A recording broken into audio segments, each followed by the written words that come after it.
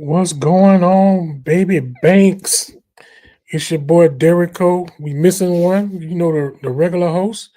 He out there doing something. God knows what he's doing, but we're gonna try to kick this thing off and do it right. So tell me what's going on your side of the world, Banks. Living the world, living it up, living it up, living it up. Doing well, Therico. How you feeling, brother?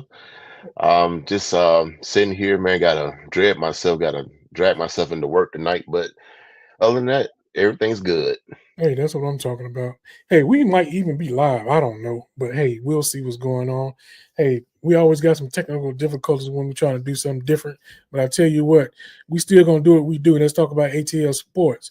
So we just gonna get right on into it. We just came off a game against the Carolina Panthers over there in the Bens that didn't fare too well. So, what your thoughts on the game besides the fact that there's something that needs to happen with a lot of people in the organization? Where do I begin, Therico, man? It's a mess.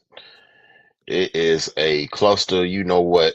In that organization, and I don't know where to put my finger. Yes, I do. Yes, I do. I know exactly what to put my finger on. It all started when we drafted that mediocre tight end at number four. That's when it's all started. So, yes, I know exactly how we became in this mess. So, and now we can't get out of this rut. We trying to do this quick fix, trying to make sure, we can get in the playoffs, overnight instead of building the team the correct way. I always said build the team from the inside out, and we we don't do that. And this is why we have to pay for it. We got to go and pay a quarterback that was coming off an Achilles injury, 100 some million dollars, and then you drafted another injury prone quarterback. So hey, this is what you get. Hey, I'm 100% with you on that, my brother. I mean, you know how I felt about that back then, but that's a long way back. But what we're gonna do right now is talk about how we can move forward going into the game this week. I mean, it's hate week. I ain't been on social media that much this week on purpose. You know what I'm saying? Even though it's hate week, have you been seeing anything? What's the pulse on the fans as far as the folks, cheering on the team? I know me and you gonna roll down there, but I already know what you done said. You going down there for the Hawks and for Bourbon Street. I'm going down there for the Hawks and Bourbon Street and the food and some other stuff that I ain't gonna say right now. But that's what I'm focusing on. But anyway, what's the pulse like over there on social media? Pretty much, man, everyone's kind of checked out, bro. After that game last Sunday, man, that took the wind out of everybody's sail. A lot of people had one foot out the door anyway, and with this particular game that passed and how it went down, people that were going to New Orleans are no longer talking about it. They can care less. They look at it as like, if we beat New Orleans, fine, but if not, I mean, it's on to 2026 from here. So Are you saying that they not going now, or they just saying that they? it's people that's probably going, but they're not talking Oh, about, yes. being hyped about it. It's whatever.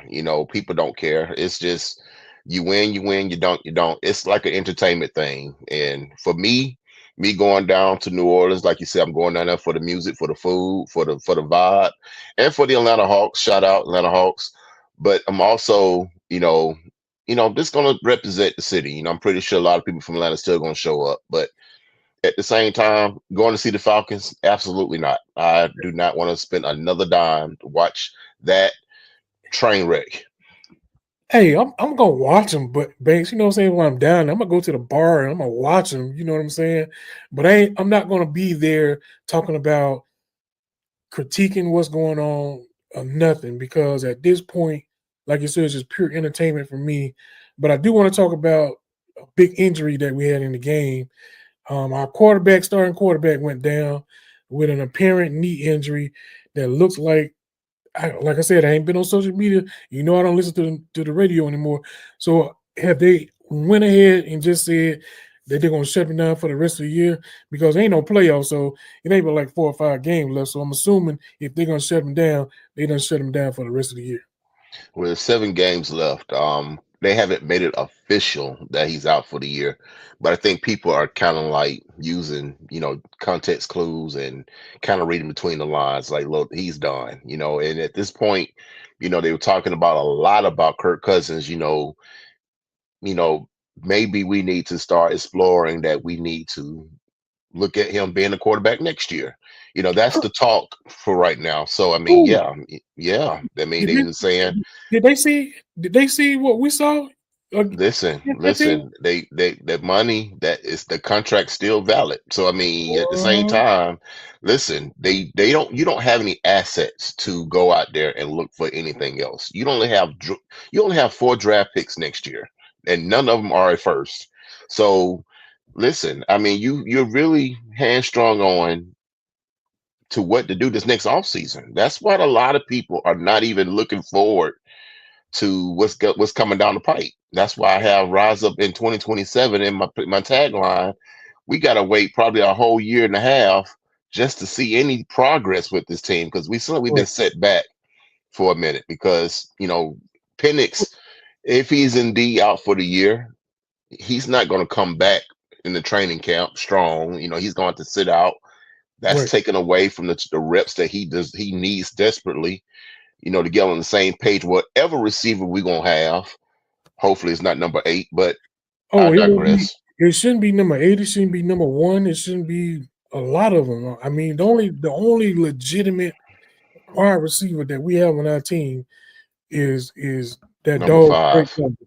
And you can see that he's getting banged up pretty good because he's the only viable option that they're gonna run that man in the ground. You know what I'm Well, saying? he's hurt So because he's been yeah, carrying his team. That's exactly, why. exactly. His shoulders hurt, his legs hurt. You know what I'm saying? His feelings hurt.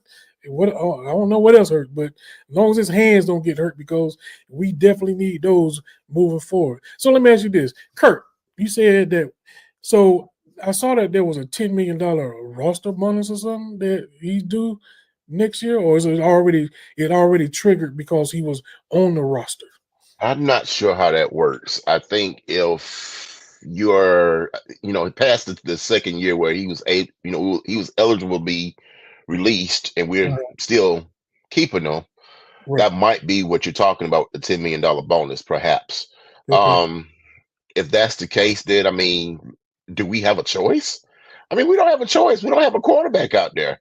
We don't even have a receiver. I don't think Drake London's playing Sunday. He's out. Right. So I don't know what to do at this point. I mean, who are we lining up? I mean, who are we lining up to even to form an offense Man, we besides Bijan? I mean, we Bijan, he's out there, but he's getting clamped up because every team we play is making sure he doesn't beat them. So what do we do after that? I think we're gonna line up the Flowery Branch Falcons. That's who we're gonna be lining up. I think they're in the playoffs too, by the way. They Well, high hey, school, Georgia high school. somebody over there winning. Hey, I see we got a guest in the backstage. I guess I'll let him in. I guess so. Go ahead and let them in. Hey, that's our special guest, Leo G. What's up, Leo G? Special guest, special guest. What up, ATL 3-Style fam, man? It's your boy Leo G, man. Finally in the building. What's going on? What's going on, fellas? What are we into tonight? Man, we just talking about them dirty birds for a second. Then we may just pivot and just go in and get our Hawks. Somebody that's actually winning in the city right now. We might just go in and do that because I don't know how much more energy we want to get them dirty. I was gonna say something else, but I'm gonna keep it GP and say dirty birds. I was gonna say the other B word, They but get here, Derek Cole. Don't yeah, you dare disrespect this G yeah, right here. And maybe you though know they're what not in I'm this city, but they are representing this state, and they are doing big things here. And we should be proud of them, what they just did this past Saturday. So yes, we got more things to talk about besides that team that plays on Northside Drive. Yeah, I mean, I don't have a problem with that. You know what I'm saying? You Mm, want to get into a little snippet of the dog talk, then we'll bounce it back and then get to them Hawks because Listen here.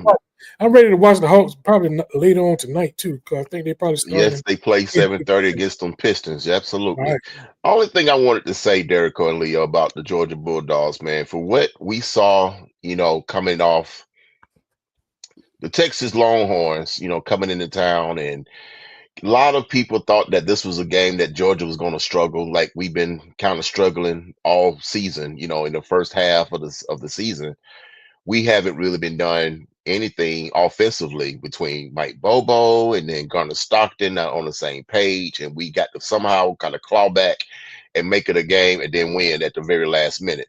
Not this past Saturday. We went out there and we put belt to ass to those Longhorns, horns down. So what I would like to say about a good shout out to Kirby Smart, man. You have the kahunas, brother. You have the kahunas, bro. You went out there and went on fourth down twice in the fourth quarter. Even though the momentum has swung in Texas' favor, you said not today. Went out there and went for it and converted. You went out there and scored 21 points in one quarter with a final defeat of 35-10. And it's got the whole nation talking about Georgia Bulldogs again. Yeah, you know what? You know what I really thought you was gonna say? So I'm gonna pass this on over here to Leo. I thought he was gonna say when he was talking about them big things, I thought he was talking about that onside kick. That too. Did you not say it, Leo? Yeah, man, I did. I was just waiting. I was trying to double dutch myself in here, man. Hey, listen. Talking about the Georgia Bulldogs, man. Absolutely, man. What a good win, man. And I'm not even gonna lie. I was kind of shocked. I knew that Georgia was gonna win, but I thought it was going to be in the same mode of what they've been doing all season, finding the way to win. Obviously, that's something that they can do better than somebody else. I'm not gonna mention them, but listen, man, Georgia came out Saturday and they made a statement. Obviously, Kirby said that, hey, we're tired of this narrative about us playing from behind or not coming out flat. And they were able to, take it from start to finish. Obviously, Texas had some moments, but like I think Banks alluded to, it was like, okay, hey, you know what? Let's go ahead and kill this noise right quick. And Kirby, being the riverboat gambler that he is, man, calling for the onside kick. And I mean, you could see the expression on everybody on the Texas sideline after that happened, man. They were deflated. It was like, wow, they really just did this to us. And then we started to run the ball and impose their will on Texas, man. So shout out to Kirby and that whole Georgia State. Like I said, man, it's something in the water or the juice up there in Athens, man, because for some reason, man, Kirby has those guys ready.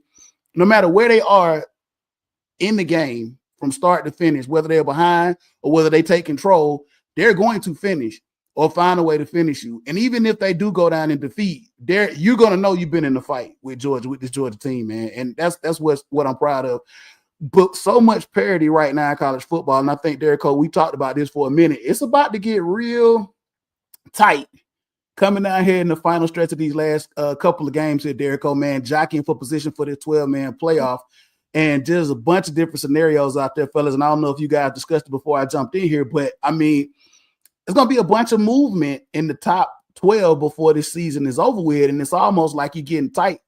Do we really want to go to the SEC championship? I'm going to just put it out there, Derek Cole, man. I think that this Georgia team has earned the right to be in the 12-team playoff, but will that SEC championship trip us up based upon what we see left and where everybody else is in the pecking order? Well, this was a debate all weekend long with my UGA crew. Shout out to my boy, Coach I and Big Ben. And you said it was something in the water in Athens. If it had to do with anything with the Bulldog Bourbon Club, I can tell you why. There's some stuff going on in the water up there. Shout out to the UGA Bulldog Bourbon Club up there hosting that tailgate. But let me tell you this right here. I feel like this right here because I'm mixed. I'm conflicted. I said conflicted. Yes, I did. With either going to the SEC championship or just riding it out and watching. The reason why I'm saying that, because if the team that we got to play is that team from over there in Tuscaloosa, I do not want to go to the SEC championship. And I got 1 to 10 reasons why I don't want us to play that team in the SEC championship. So if that's the case, you're scared. You're scared. I'm not scared. I'm just real. Hey, I'll take my odds sitting out and watching. You know what I'm saying? I will take my odds and sit down and watch it. And Banks, you over there shaking your head like you understand exactly what I'm talking about when I was talking about that 1 to 10. Absolutely, Derico. You didn't have to say a word about it. I know exactly where you're coming from, brother. Listen here. It was a scenario where they said Georgia, even if they play Georgia Tech in 2 weeks and lose that game, they can still make the playoffs. There's a world where Georgia makes it regardless, just by their resume alone. Yes, it will be nice to play in the SEC championship. It could be Texas A&M for all we know. It could be another team altogether because they both can lose. So all I look is like this: let the chips fall where they may. Georgia is doing what they're doing. They have one loss, one blemish on their armor to that one team in Tuscaloosa, which is not a bad thing because they were a top five team were they a top five team at the time? I think they were. But at the same time, if they were or not, it doesn't matter. They top five now. Well, no, they're not. They just lost.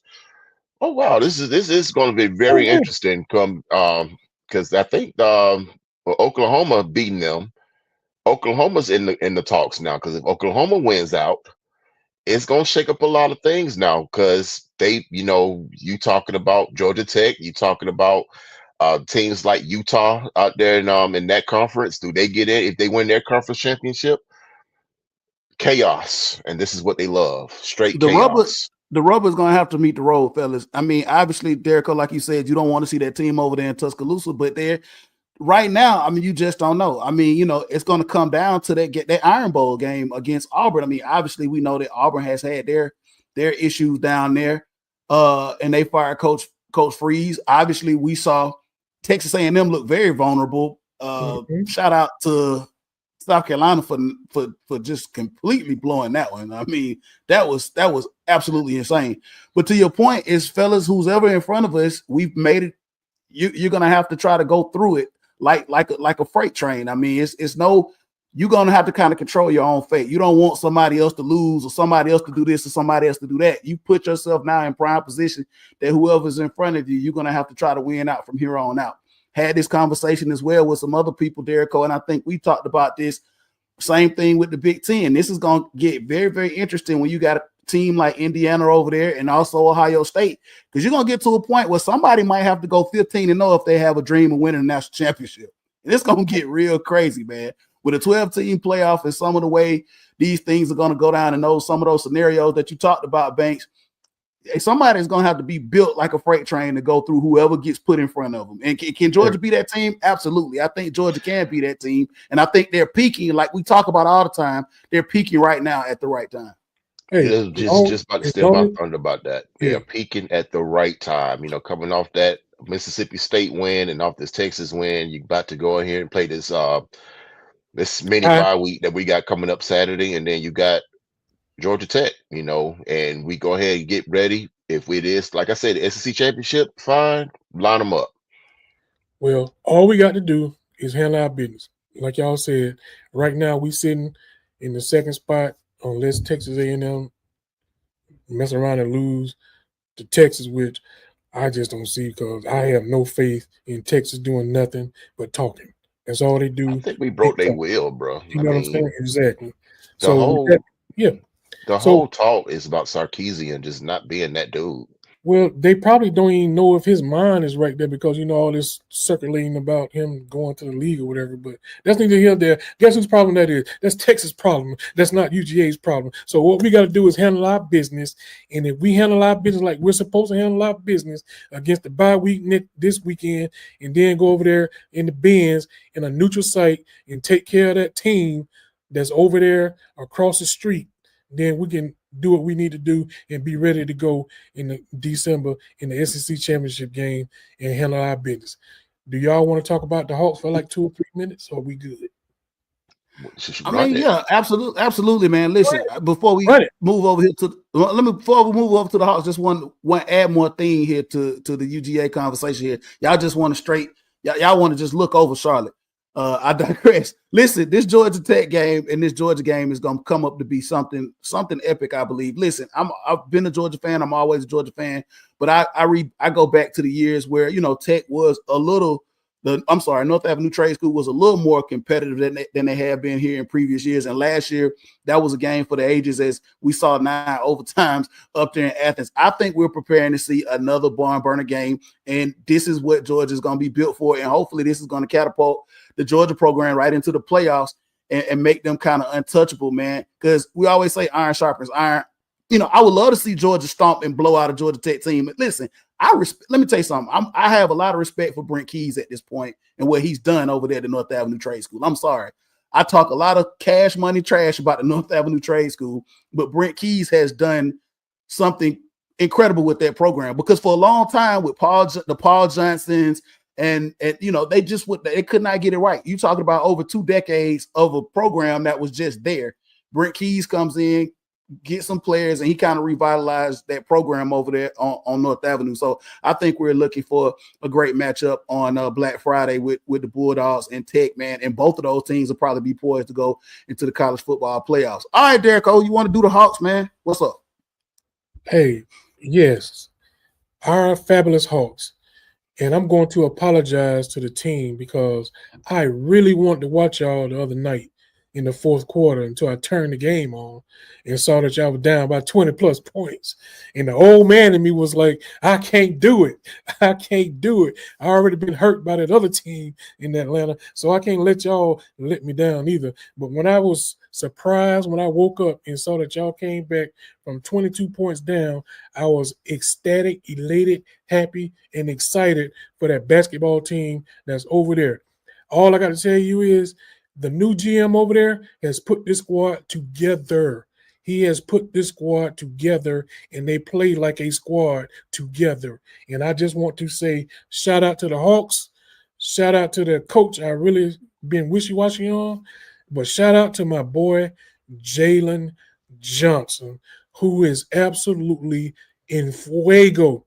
And if my brother, if he don't get that nod in the NBA All-Star game this year, it's going to be a problem, and I'm going to hate it, but I'm going to love it. But at the same time, what y'all think about what the Hawks are doing right now? Listen here, man. You're constantly distilling my thunder, man. Jalen Johnson has really, really. I mean, what a difference a year makes from him coming off an injury. That's what we were missing. The man is almost a walking triple double. I mean, each time you look at his stat line, it is ridiculous. I don't know if it was the last game or the game before that, but he almost had a quadruple double. He was in his bag, man. I love his game. He makes everybody around him better. Shout out Zachary Arisha. He's coming to his own. It's just a whole breath of fresh air. And I don't want to go down this rabbit hole about the Hawks team because everyone wants to say, well, what about Trey? Trey is still on this team. You don't even think about Trey for what this team is doing right now. And they play Detroit Pistons tonight, and I think I'll be a lot of eyes watching the TVs tonight for this Hawks team. It's been a long time since they probably had people watching them in real time instead of just watching highlights. Shout out, man. I mean, going down there this weekend, me and you, Derek Cole, man, to check these boys out, man. It's gonna be some exciting times ahead for Atlanta for basketball. Listen, I like what I'm seeing out of the Hawks. There are a lot of different things though that are still, we still have question marks. I mean, obviously they'll be answered here as long as they keep winning, right? 5 games on the road on the West Coast. I mean, hey, it's nothing really negative to say. I mean, obviously though, the elephant in the room is Trae Young. Where will he fit in when he comes back? Because right now the continuity with the players that we have out there on the floor every night has been doing very, very well. I mean, defensively, they look good. They've had, high percentage shooters, like Banks just said with Jalen. He's been doing this thing, man, and they've been looking good. I mean, my thing is, this is a Hawks team that we've watched do this in the regular season. They've had streaks, they've had, great success. But then this is now going to be looked at as, are we on the precipice of seeing them, break through? I mean, you talk about this, get out of the play-in round. Can you get to a 4th seed, a 3rd seed, or possibly 2 seed in the East? and be that team that everybody is going to try to take out. So this is where we're at. And the elephant in the room, like I said, is going to be when Trey comes back, how does he fit in with the continuity, and how can Quinn Snyder get them, get him to fit into what he's got these guys buying now? Because like Banks said, man, he's got them playing pretty decent basketball. They got a tough Detroit Pistons team that they're going to play tonight, man. That I think, if I'm not mistaken, they're one of the best teams in the league as of right now, record-wise. I think they've only lost like maybe a couple of games here or there. So we'll see tonight, man. Like I said, they had a tough road stretch, man. That Phoenix game kind of shocked me because, like you said, Jericho, I think we all kind of went to sleep. Well, I did anyway. I was tired, old man status, and woke up and say, wow, okay, that's crazy. So, as we record. Pistons do have, they're 12-2. They're on a 10-game win streak. That's what I like about this. You're on a 10-game win streak. You got another team that's hot. What you going to do? You know what I'm saying? Y'all got to come out and don't look like a team that looked like they was going to get blown out in Phoenix. You got to show up, show out, because I know the fans going to be there supporting y'all. So don't let them down. So come out on fire and don't get in no hole by double digits, because if you do, I think it might get ugly. And let me say this about that Hawks game against Phoenix, man. It was fourth quarter, and they were down, double digits.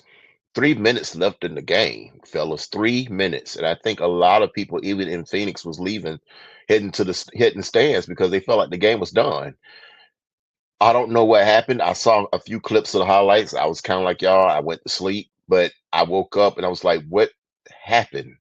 What did we do to get to that moment to where we just took the victory out of the jaws of defeat?"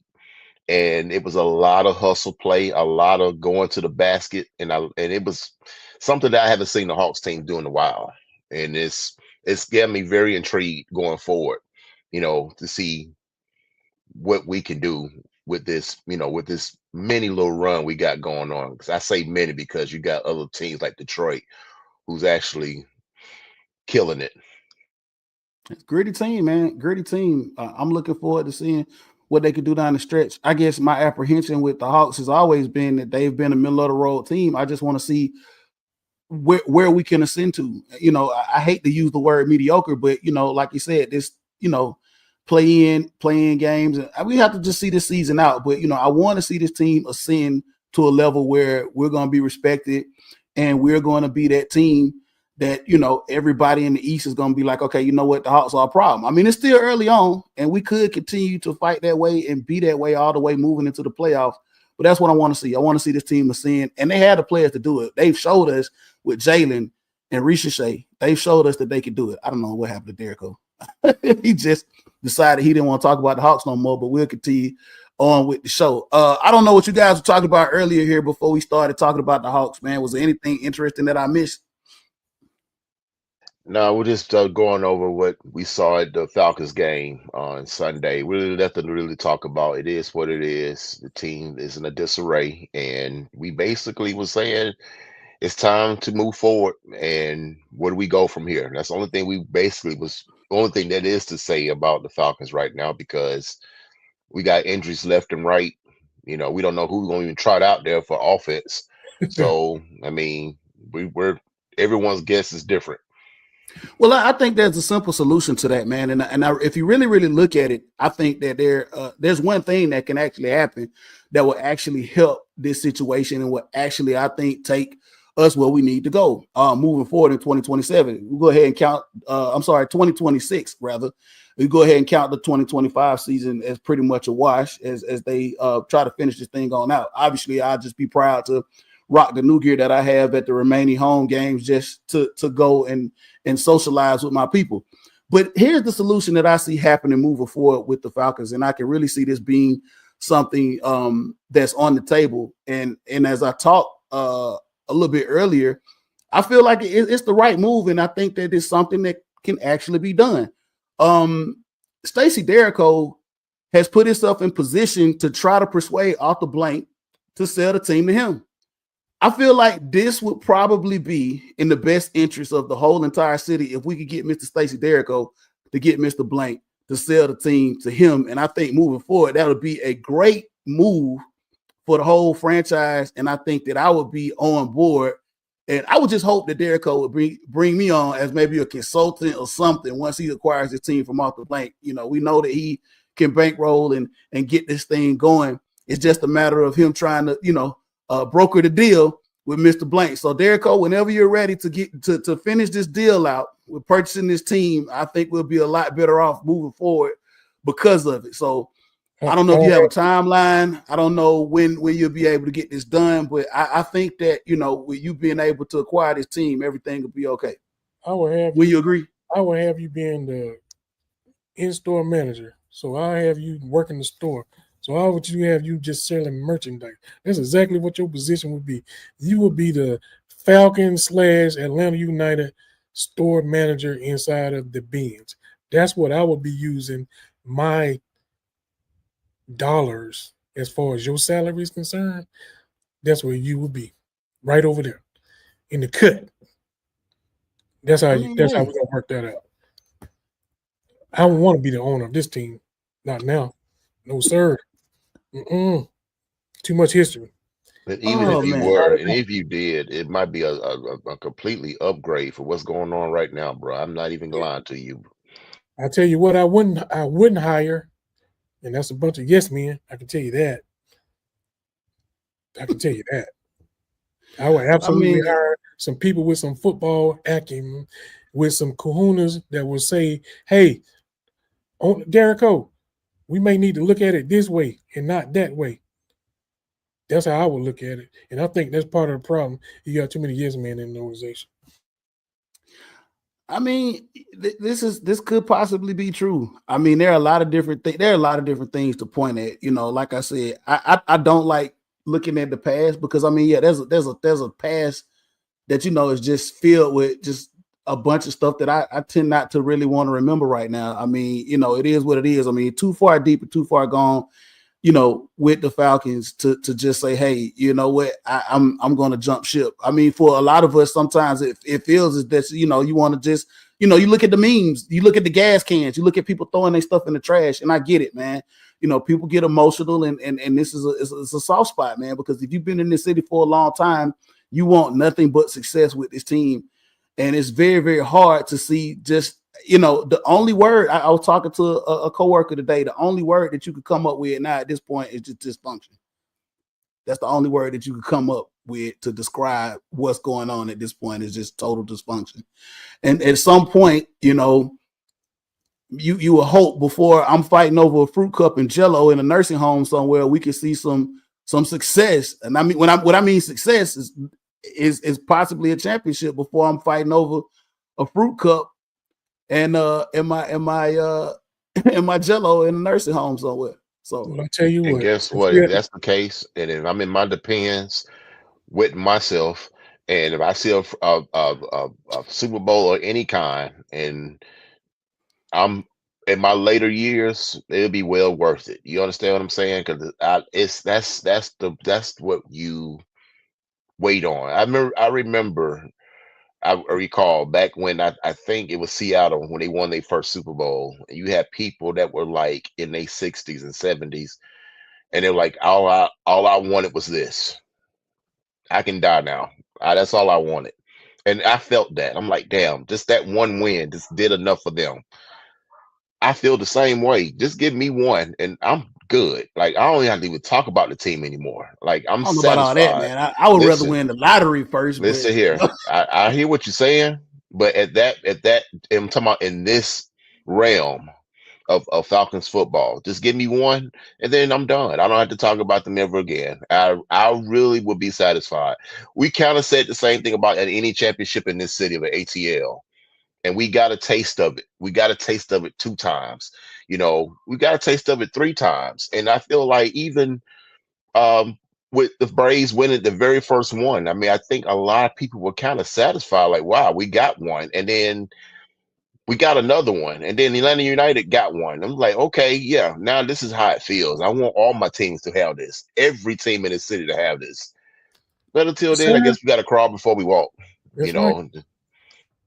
All right, brothers. Y'all know we at the mark. We don't went over a little bit. I know some of y'all got some things to do. You got to go to work. Some of us got to, get themselves together. But hey, Leo, close us out, my brother. Hey man, listen, man, you can always find us on all your social media platforms. ATL 3 Style, that's how you can find us, man. Facebook, Twitter, and definitely over there on YouTube, man. Always like and subscribe. Also, man, I wasn't here, so I don't know. Shout out to our boy over there, Eastlands Woodworking, man. Always got the holidays coming up, man. Our boy Phil is over there working hard, man. Definitely got to shout him out, man, for the work that he does and the stuff that I don't know about y'all. I already put my whole Christmas list in, man. So I'm gonna have that man over there busy over there at Eastlands Woodworking, man. So definitely give a big shout out to him, man. So fellas, man, hey, Banks, let everybody know where they can find you at, man, before we do this thing. Well, for starters, you can find me down there in New Orleans next Friday, Saturday, and Sunday in that Smoothie King Arena, or whatever they call it these days, in Bourbon Street, and killing those hurricanes and getting messed up and all that good stuff. Derek Cole might see me down there as well. You also find me at Antoine Terrell Banks at Facebook or Baby Banks 80 on Instagram. There's nowhere else we can't find you no more. There's nowhere else to find me this week but in New Orleans. You can find me on Bourbon, that Smoothie, whatever that thing is, Smoothie King, Tropical, whatever is better than Smoothie King, by the way. That's another shameless plug. But anyway, you can find me there. Y'all know y'all can find me during tailgate on the home games at 170 Northside Drive, the Atlanta Falcons players. Come holler at us. I'm not going to give you no social media because I don't care about it right now. All right, man. It's been another edition of the ATL 3 Style Podcast, man. We love y'all. We'll be out.